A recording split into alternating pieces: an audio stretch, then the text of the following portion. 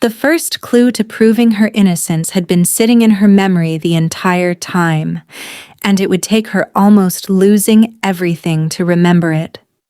Maya had polished the marble floors of the Whitlock estate for 6 years, ever since her mother got sick, and the medical bills started eating through everything they had.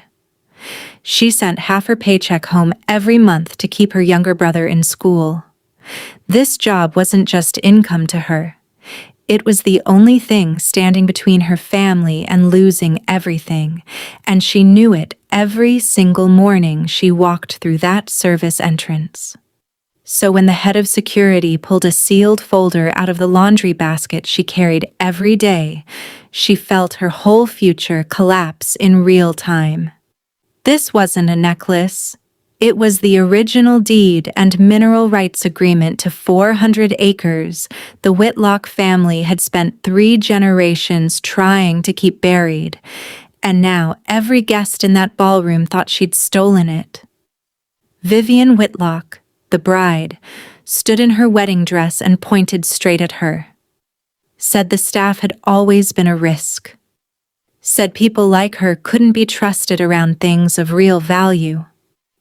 Maya's hands were shaking, but her voice wasn't.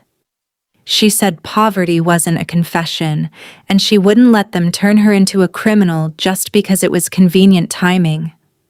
That was when Weston stepped forward, the groom, and said they weren't going to destroy someone's life without a shred of evidence. Not on his wedding day. Not on any day. His father hissed a warning. Weston didn't move. He said he wanted 5 minutes before anyone called this decided. Maya stood there, breathing hard, trying to make sense of what was happening, when something in the back of her mind caught. She'd locked that laundry room herself the night before. She said so, out loud, and asked how anyone could have gotten a folder into a basket in a room that had been locked since 10 o'clock the previous night. Security checked the entry log while the room went tense and quiet. Only one other name appeared on it. Vivian had requested access an hour before the ceremony, logged for a private fitting. Weston looked at Maya like he was reconsidering everything he thought he understood about the last 10 minutes. He picked up the folder and opened it slowly, and inside was a torn corner of paper. Handwriting that didn't match anything Maya had ever written. She stared at it for a moment before it clicked. She'd seen that exact looping handwriting before, on the floral arrangement cards that had been sitting in Vivian's dressing room for weeks. It took her a second to be sure, but she said it anyway, carefully, in front of the board. Weston didn't take her word immediately. He walked into the dressing room himself to check, and found a notepad on the vanity with an indentation that lined up with the torn corner, describing the plan before the ceremony had even started. Vivian's face went pale, but she recovered fast. Said anyone could have written that. Said this was reaching. Maya pointed out something else. Something she'd noticed without realizing its weight until now.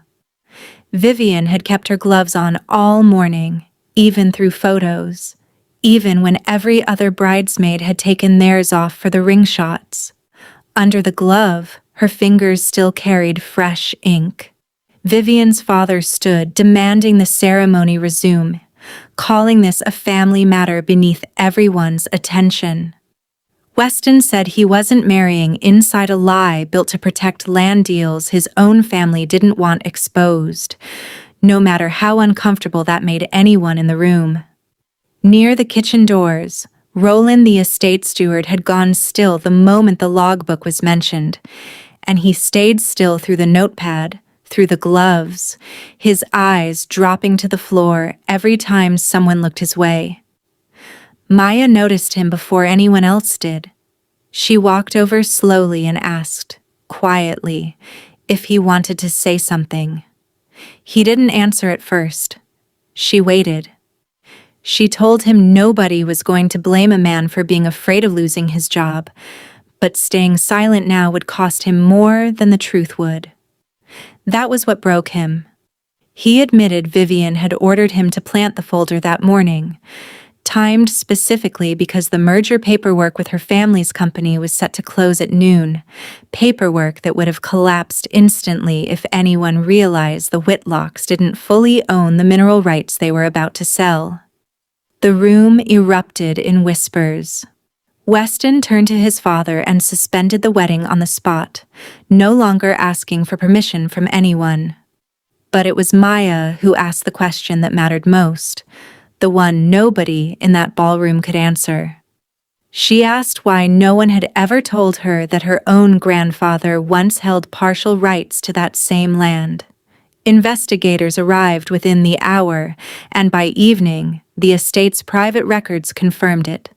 Decades of paperwork showing the Whitlocks had known about the unresolved claim the entire time and buried it, rather than deal with it.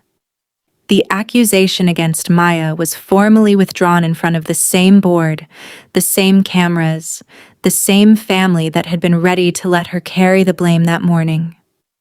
She didn't celebrate right away.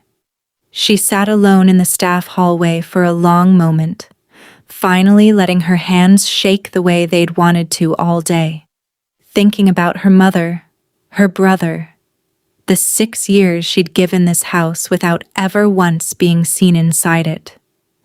When Weston found her there, he didn't apologize on behalf of his family. He just sat down beside her and admitted that she was the one who had actually solved it, piece by piece, while everyone else in that ballroom stood around waiting for someone with a title to do it for them. Maya told him she hadn't done any of it for him. She'd done it because she refused to let her family lose everything over someone else's secret. For the first time that day, Maya smiled, not because a billionaire had chosen her, but because the truth finally had.